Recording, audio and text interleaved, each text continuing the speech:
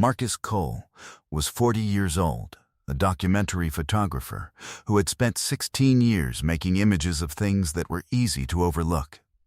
Industrial workers at the end of a shift, the particular light in a city at 4 in the morning, the faces of people waiting for news they hadn't received yet. He drove a dark green Land Rover he had owned for 7 years. He kept 2 camera bodies in a bag he carried everywhere, and a third in a weatherproof case in the back of the truck. He was the kind of man who, when something happened in front of him, did not reach for his phone. He reached for the camera. He had been married to Priya for 5 years. On a Saturday morning in June, he woke up to 47 notifications and a text from his sister that said, "You need to see what she posted." What Priya had posted at 11:41 the night before was a video. 3 minutes and 17 seconds. It showed her in the backyard of the house they still jointly owned, a fire in a metal bin. The good kind of fire. The kind that burned steadily and intentionally. And one by one, framed photographs of the 2 of them going into it. She had narrated the burning in a voice that was half performance, half genuine. The way voices are when the feeling is real, but the audience is also being considered. She had said he was emotionally unavailable. She had said he had never really seen her. She had said it felt like liberation. The video had 400,000 views by the time Marcus's sister texted. He sat on the edge of the bed. He looked at his phone. He put it face down on the nightstand. He picked up the camera bag. What he made in the next 8 days would be seen by 9 million people. Not because he made it as a response. Because he made it as the thing it was. Before we jump into the story, comment where in the world you are watching from and subscribe. Because tomorrow's story is one you need to hear. The morning was clear and early, and the house was very quiet, in the specific way of a house that has been shared and is now being occupied by one person who is aware of the difference. Marcus made coffee. He did not check the phone again. He took his coffee to the back porch and sat in the chair he always used and looked at the yard. The grass still a little long, because the mowing had been one of those things. The tomato plants along the south fence that he had put in April, because he always put them in April. The metal bin in the center of the yard that still had ash in it. He looked at the ash for a moment. He looked at his coffee. He drank from it. He thought about the photographs she had burned. He had printed most of them himself. He had a printing setup in the spare room, an Epson Pro level printer and archival paper, because he believed photographs existed to be held and not only to be scrolled past. He had printed the photographs of the 2 of them over 5 years. The beach in Maine the first summer, the afternoon in the restaurant in Lisbon, the winter Saturday she had asked him to photograph her with the new coat she had bought, and had laughed when he had said wait, and had spent 10 minutes finding the light he wanted. He had printed them and framed them and put them on the walls and the mantel, because that was what you did with the evidence of a life you were building. She had put them in the fire one at a time. He sat with the ash in the yard for a long time. Then he went inside. He picked up the camera bag. He put it over his shoulder. He went out the front door. He did not know, leaving the house that morning, what he was going to make. He knew he was going to make something. That was what he always did when something happened that he didn't know what else to do with. He drove to the industrial district on the south end of the city, a neighborhood he had photographed many times across 16 years, a place whose light and texture he knew the way a musician knows a particular key. He parked the Land Rover on a side street. He got out with a camera bag. He began to walk. He would mark that Saturday as the morning he stopped looking at what had been burned and started looking at what was still standing. Marcus had come to photography through his father's collection of prints, a cardboard box his father kept on the high shelf of the hall closet that contained 200 photographs taken across 40 years by a man who had never considered himself a photographer, but who had simply, consistently, pointed a camera at things he wanted to remember. Marcus had discovered the box at 14 and had spent an afternoon going through it, and had understood, in the way you understand things at 14 when they arrive as a physical sensation rather than a thought, that a photograph was not a recording of what had happened, but a claim about what mattered. He had spent the subsequent 26 years trying to make that claim honestly. He drove the Land Rover for its clearance and its cargo space. He had driven to locations in weather and terrain that required both. And he kept the truck for the same reason he kept the camera. It did what he needed it to do, and he saw no reason to replace something that still worked. He carried two bodies because a camera was a mechanical device, and mechanical devices failed at moments they did not choose. And he had learned that lesson once in a way that was expensive enough that he had not needed to learn it twice. He was the kind of photographer who was not in his photographs. He had made, across 16 years, tens of thousands of images and had appeared in almost none of them, not out of modesty, but because the act of looking was not compatible with being looked at, and he had always preferred the first thing. He had married Priya at 35, at the point in his career when the work had stabilized enough that he understood what the work was going to be, which was the only point at which he had felt ready to commit to something else fully. He had loved her with the same quality of attention he brought to everything he cared about, completely, specifically, without performing it for any audience. He had noticed, in the year before the fire, the particular accumulation of things, the way she had started describing the marriage to other people before she had described it to him. Small phrases he heard secondhand from friends that suggested a private narrative she had been building. The Thursday evenings that went unaccounted for. The quality of her attention when he was in the room, which had shifted from present to elsewhere, the way the light shifts when a cloud crosses it. He had not named any of this to her. He had told himself there was a right moment to have the conversation, and the right moment had not arrived.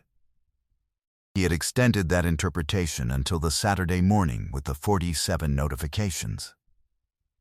His colleague and closest friend in the industry, a woman named Amara, 57 years old, a photojournalist with 30 years of work on 3 continents, who had covered conflicts and disasters and ordinary human days with the same quality of looking, had said to him once, during a long drive back from a shoot, "You know your problem? You wait for the right light." In photography, waiting for the right light is the work. In your life, waiting for the right light means the day goes dark before you've said the thing you needed to say. He had said, "That's a photographic metaphor." She had said, "It's an accurate one." He had thought about that conversation more than once in the weeks since the fire. He had not said the things he had been waiting to say in time to change anything. He had let the light go while he was looking for the right angle. Amara had called him the Sunday morning after the video. He had not called her, because he had not called anyone, but she had seen the video through a mutual connection and had called before noon. She said, "I saw it." He said, "I know." She said, "Are you all right?" He said, "I'm going out with the camera." She said, "Good." "That's right." A pause. "Marcus, I need to tell you something. Not about the video. About something I've been sitting on for 3 months, because I didn't know how to say it." She took a breath. "I saw Priya in March at the opening at Meridian Gallery. She was with someone. She introduced him to me as someone she'd been seeing for a year." He said nothing. She said, "I should have told you. I didn't know how, and I convinced myself it wasn't mine to tell. I've been thinking about that decision every week since March." He said, "It's all right." She said, "It's not all right." I should have said something. He said, "I mean that it's useful to know now. The year matters." She said, "I know. That's why I'm saying it." He understood what the year meant before the end of the call. It meant the relationship had been ongoing for the full final year of the marriage. It meant certain things he had attributed to the marriage changing shape had a different explanation. It meant the financial decisions of the prior year, the ones he had noticed and not pressed on, the ones that had the quality of preparation rather than circumstance, had a context he had been missing. He called Amara back that evening.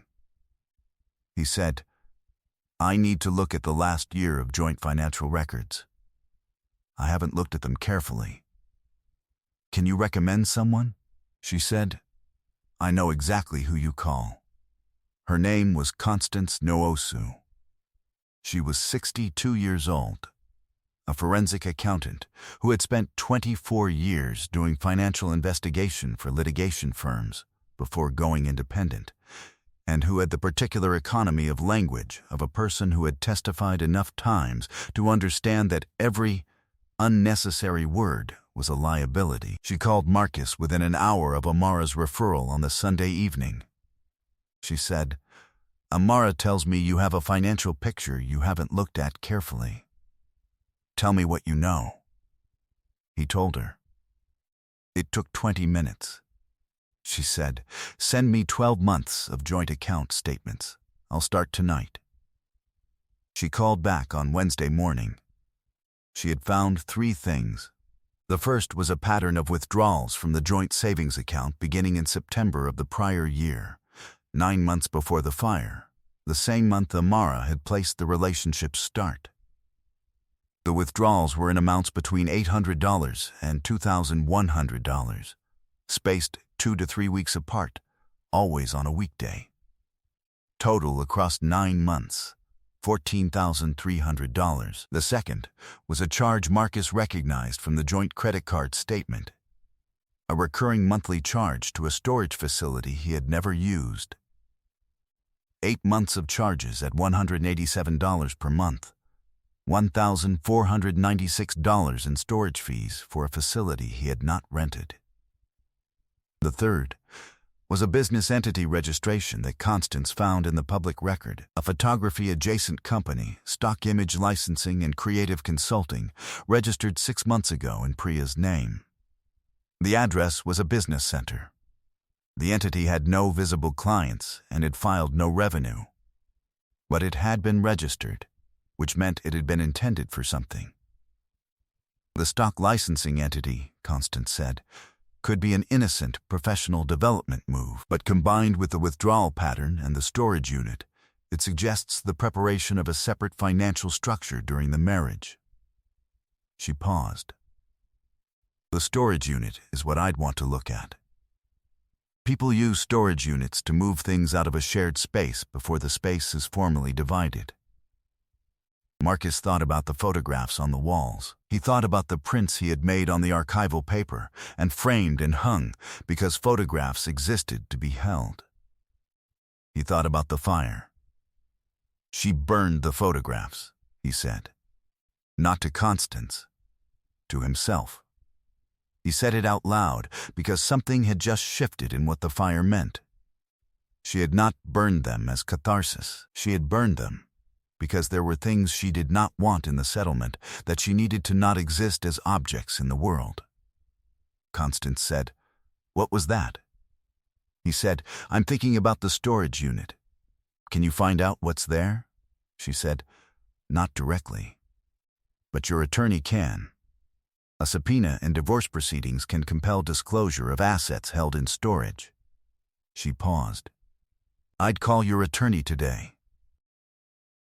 He stood over everything Constance had sent him: the withdrawal timeline, the storage unit charges, the entity registration, the way he stood over a contact sheet from a complicated shoot. Not looking at any single frame, looking at all of them together, finding the pattern that connected them. He could see the shape of it now. He called his attorney, a woman named Rose, at 2 in the afternoon. He said, "I need to tell you about 3 things." Rose listened to everything without interrupting. When he finished, she said, "The storage unit is the piece I want to move on first. Give me until the end of this week." She came back on Friday. The storage unit, subpoenaed through the preliminary divorce filing, contained 14 framed prints from the walls of the house, the same walls he had hung them on, a collection of vintage camera equipment that had belonged to his father and that he had kept in the shared home office, and a set of financial documents whose specific nature Rose declined to describe over the phone and instead sent him as a scanned attachment. The financial documents were account statements, personal accounts in Priya's name. 3 of them, combined balance across the 3 accounts, $31,800. The oldest account had been opened 7 years ago, 2 years before the marriage. The most recent had been opened 11 months ago, which corresponded to 2 months after the relationship Amara had dated to September had begun.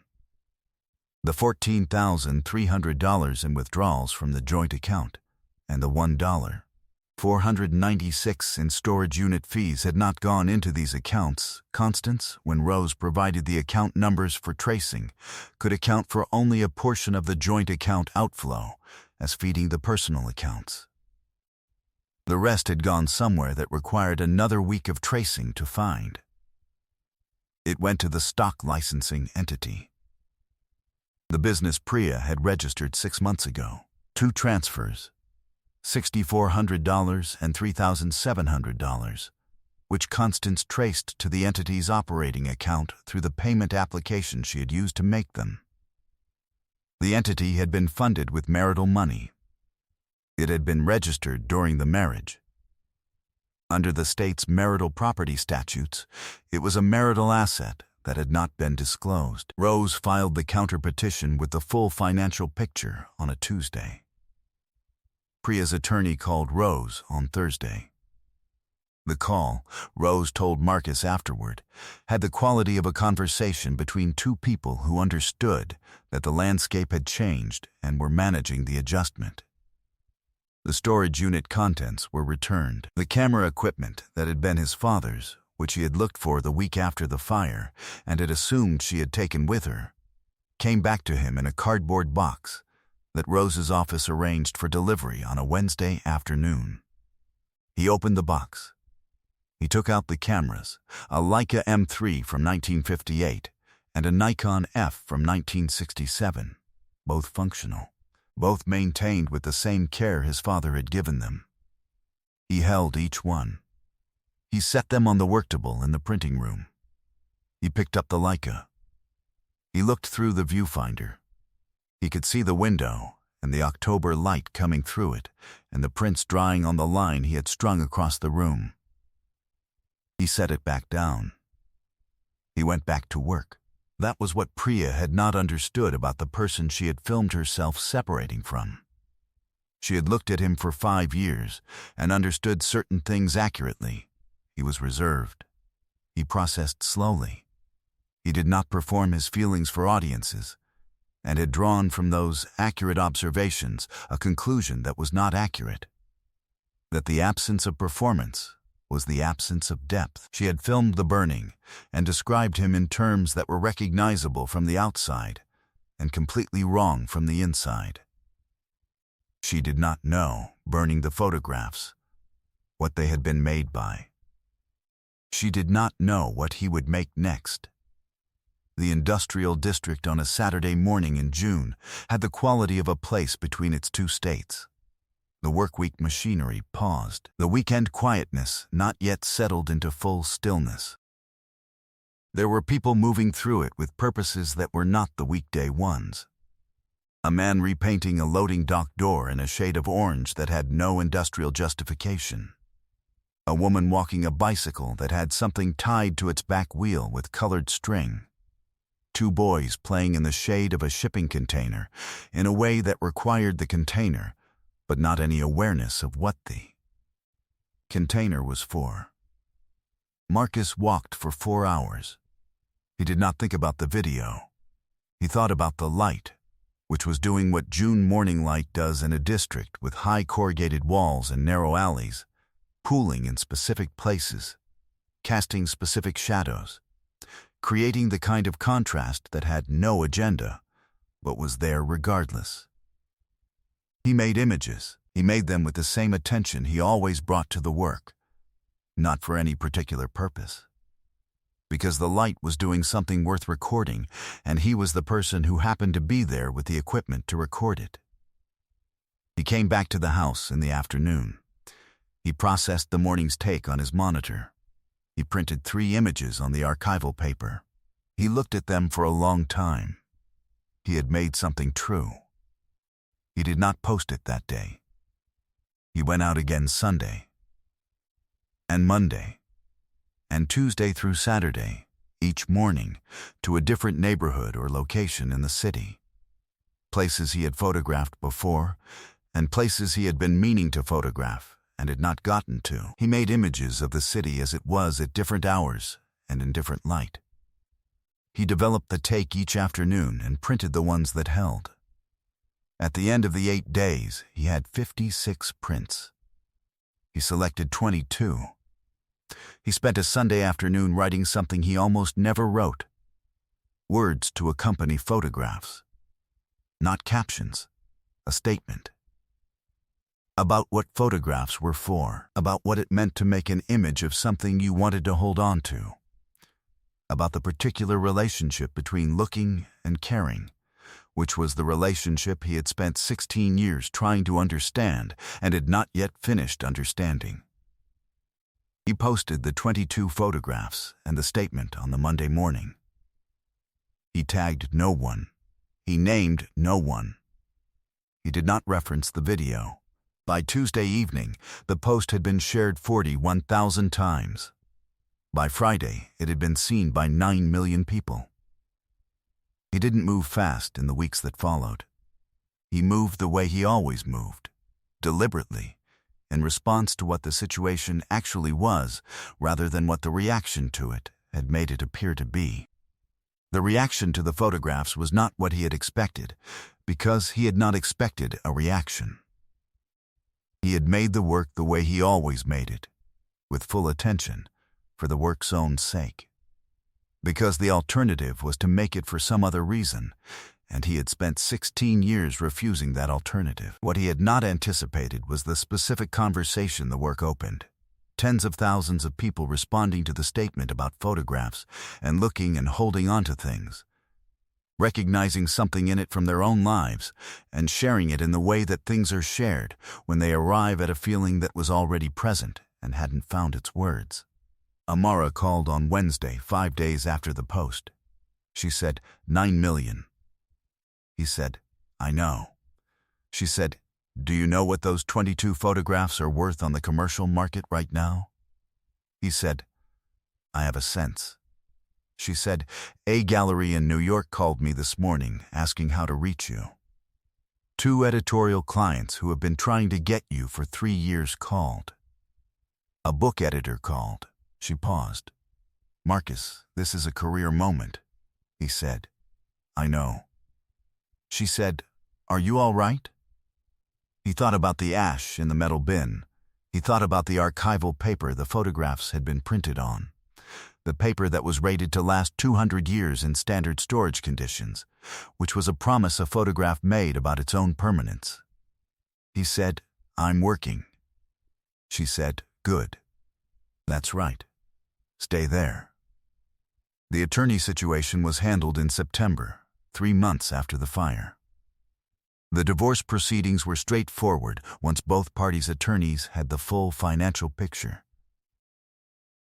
Marcus retained his equipment, the printing setup, the Land Rover, and the professional archive, 19 years of negatives and digital files organized by year and project, stored on 3 sets of drives in 2 physical locations and 1 cloud backup, which was the kind of care that a person gave to the things they intended to last. The financial layer of the settlement was modest in the way that most photographers' financial situations are modest.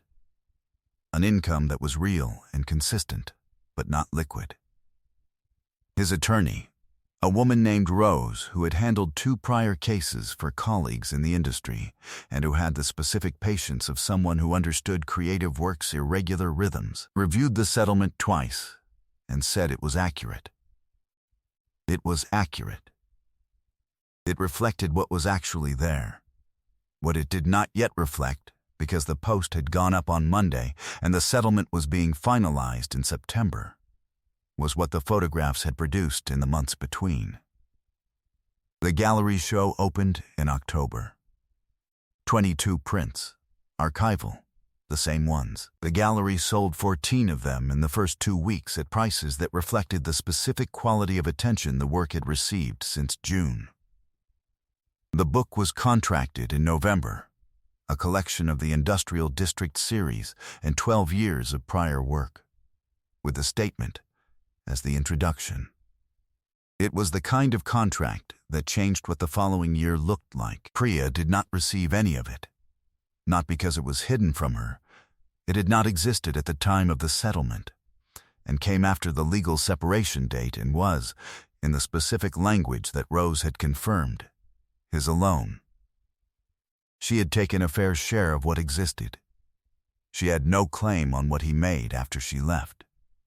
She was carrying what she had chosen. Not dramatically. She had posted the video, and the video had run its course, and there was a specific quality to being the person who burned the photographs of a man whose photographs were now in 9 million people's timelines. It was not a comfortable quality. It was the daily weight of a calculation that had been made publicly and had landed differently than anticipated. He did not think about this often. When he thought about it the way he thought about bad light, a condition that existed, that he noted, that he worked around, that had no particular claim on his attention. He gave accurate timelines. He answered calls the same day. He went out in the morning with the camera. On a clear October morning, 4 months after the Saturday with the ash in the yard, Marcus stood in the gallery on a Wednesday before the opening and looked at the 22 prints in their frames on the white walls. He had made all of them in 8 days.